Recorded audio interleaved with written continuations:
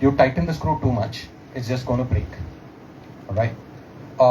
France had very strict GI for certain wine producing counties.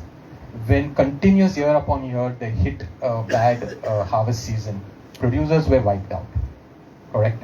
Another example is Cava in Spain. They had such stringent rules that people could not follow those rules.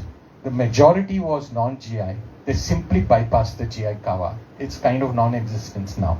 These are important learnings for us, GI, but for you to also keep in mind that this can happen, right? We are all here for the success of Goa Feni with GI only as a supporting crutch, right? Neapolitana pizza, I was very surprised, is a GI product, correct? I think every bunker here, every shack is serving Neapolitana pizza. So again, you have the threat of bypassing it if it is too casual, either. You need to tread carefully over here.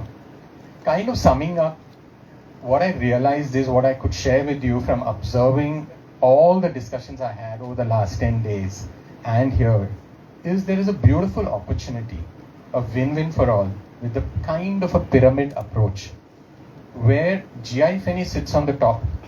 It sets global reference point. Those of who want to come in can come into that. The artisan, the middle, the creative lot, communicate, brand, do what you wish to do. You are in any way bridging the gap between the base, the large manufacturer, to the very top, the GI. Correct? You're using creative language and playing a very important role and making Feni kind of fun. The base will be the guardians and custodians of making sure Feni stays within Goa. They have the power and they have the will. The government listens to them a little more readily because they're an important revenue contributor, must be acknowledged. Put all these three and then you have a beautiful ecosystem where everyone is coexisting. Win-win for all. FDA and the GI bodies ensure that they're the guardians of crystal clear communication, keeping the consumer in mind. Correct? If this is set locally and followed locally, we make sure that any Feni any one of us drink, sip, at least as a minimum standard like a cognac or a sake in Japan. Correct?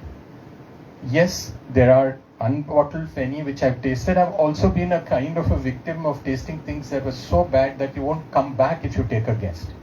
Let's get that base right. Perhaps the Goa Forest Development Corporation can set up a tasting center using all these young minds here, along with your Cashew. Set up an experience center. People could get educated about it. Education only leads to higher quality, better discernment of drinking. It definitely doesn't promote alcoholism, right?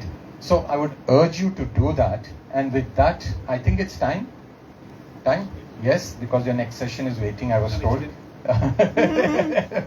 Can extend. But this is what I have to leave you as a thing to say. Please kind of coexist. I don't know how often you all meet to even have a Feni as a drink and occasionally. Important that you do. Coexist, and believe me, you're only the whole world to go and capture. Right? Thank you so much, the panelists. Thank you, sir, the Goa Forest Department and the Forest Development Corporation. Amazing. Thank you. If you have any questions, we can take one or two questions from the audience. Yes. Is there any? Yes. Any questions at all? There you go. Of course. Let me start it off, buddy. You can pass the mic. We have a mic. Wait, you can. This is a little off topic, but yes, since I have the opportunity, your department is wonderful, Ms. Walke, Mr. Patil and all, fabulous. My question, we've been privileged enough to export Feni to Australia, Macau, now soon we'll be in Canada. Why do we need a central FSSAI license when we have a state license already? If you can sort that out, it will help all of us tremendously. Well, unfortunately, I can't do much because this is like it's a policy decision, and that's the FSSAI is a central act, and as per the central act, the enforcement for exports, the enforcement for airports and railways is with the central authority. So there is very little that we can do. But what we could do is that we could probably help you get all these permissions. If you want this to be expedited, if you want any training to get the paperwork done, that is what we can do. And another good news is that the FSSAI office used to be in Mumbai, but very soon the FSSAI is opening an office in Goa. So that will be of great help, where you can directly go to them and get this license done. So you have been very helpful, and that's why we've got the central license. But to my mind, if a state license is good enough for us to drink Feni over here, it should be good enough for the world. So in such a case, I think what will work really fine is a representation from your end, which you could give it to us, and we could forward it to the central FSSAI and see what we can do best to get a solution to this problem. We'll definitely do it. Thank you. Yes, it is there for all. So Feni is not singled out. We are also there. We have to take a central license. Sorry, I can't hear you. I'm saying Feni is not singled out. Even for cashew nut, we have to take a central. No, but I look at everything through a Feni lens. I understand. So if you are getting a exemption for central for Feni, and we can try for state. So we can do a joint application. Yeah. We'll do a joint application. Yes, sir. Yes. So, as you said that you are facing a lot of problem in North Goa regarding the forest cashews. So, would you try to request the government not to convert the forest land into develop or something like that? So, Go for it. We've asked the government to promote the plantation of trees, and I must also laud the forest department.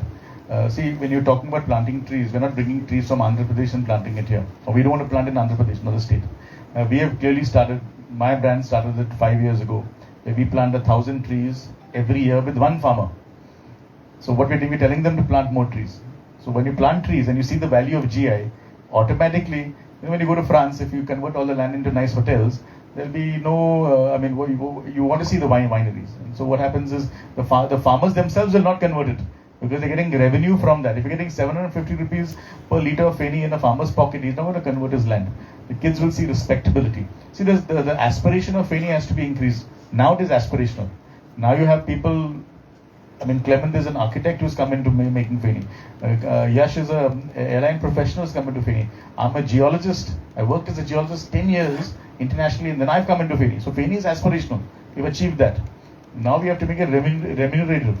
And for that, the forest department has already done work. For the last 5 years, I've planted 5,000 cashew trees with 5 different farmers. And that is going to make an impact in 10 years' time. Incredibly, last year, Goan Feni planted, Mr. Zate planted, everybody planted. And if I'm not wrong, the forest department, from what I heard, is about 5 lakh trees have been planted in the last 5 years. And that is huge. I don't think anybody's done any plantation like this. So, for me, see, the government will do what it wants. I'm just one person. But what I can do is, through the power of what we're doing, we're planting more trees. And automatically, when you start, nobody wants to cut trees just like that. You're planting trees. It'll come up. It'll be good. So I think that's what we're talking about. One question, please. Is anybody going to tell us about the health status of drinking Feni? I was looking at Rohit looks trim and very good, and Feni drinker. Look at him. See, I'll tell you, Feni has a very, very strong. How do I put it? It's a loaded question also. But I'll tell you. Interestingly, during COVID, it was everyone wanted me to ascribe that Goa was a COVID-free state because we were drinking Urak and Feni during that time. I never said that, and I will never do that. Because Feni is not a medicine. Feni is not recommended by doctors. It might be a remedy. So you have ginger Feni for a cough, and traditionally Feni has been very apothecary, used as a medicine, used as a tonic for centuries. You had a cough, you drank ginger Feni. You had a stomach upset, you had jire. You had a heart attack, you drank garlic Feni. You had body aches, you drank dukshiri. So Feni has a very strong remedy context or a tonic context to it, which you cannot dissociate from the culture, because this is the culture. Whether you want to drink too much or drink too little, it's been established that drinking is not just a habit, it's a genetic problem. I think, and I think Alcohol Anonymous, the psychiatric, IPHB, everyone's dealing with that. And alcoholism is a problem. I think the bigger problem is how we treat women when we drink. And I think that is also how we bring up. And incredibly, the lesson comes from Feni. Most of our distillers are women distillers, they're not men. A lot of the distillers are women, number one. You go to local tavernas, they're also run by women. And I think Feni has a lot of lessons to teach the alcohol industry and the world on how you responsibly grow an industry. So today, people don't look at Feni being bad in Goa. They might look at alcohol being bad, but Feni is different. Feni is ours. You'll take a small tonic. When I was a kid, my grandmother gave me Feni for my worms. She did not give me whiskey. She gave me a Feni. And so we have an interesting relationship with that. So Feni has a good relationship with alcohol and drinking. Thank you. Yes. We can just reserve. ask last question maybe. Yes. Rohit, the question is for you. How much percentage of cashew nuts that's produced goes to distillery and how much goes towards food and consumption across Goa? So the farmers actually harvest the cashews and they separate the nut from the fruit. And they sell the fruit to the industry, nut to the industry, and the fruit is either sold to a distiller or they distill it themselves. So, if you ask me, the fruit is consumed at the distillery level. At the industry, I won't know anything about the fruit. What the farmers get to us is only the nut. No, does it in any way come in the way of the cashew production because there is so much demand by the distillery at the fruit stage? No. Does it- Fruit and nut is a different commodity by itself. And whatever the Feni or the fruit has to do, it helps the nut industry as well. Okay. So today, Goa cashew is famous because we have a story to tell. It's mostly coming from the Feni and alcohol. Because the biggest difference and the story what we have is the harvesting process as well as the climate. That's farmers maintain that harvesting process because they want the fruit to be completely mature and they don't harvest anything from the tree. They let the fruit fall on the ground. They want sugars in the fruit to be complete so they get a better yield and a better taste for alcohol. I'll just add to that very quickly. Sorry, Cashew.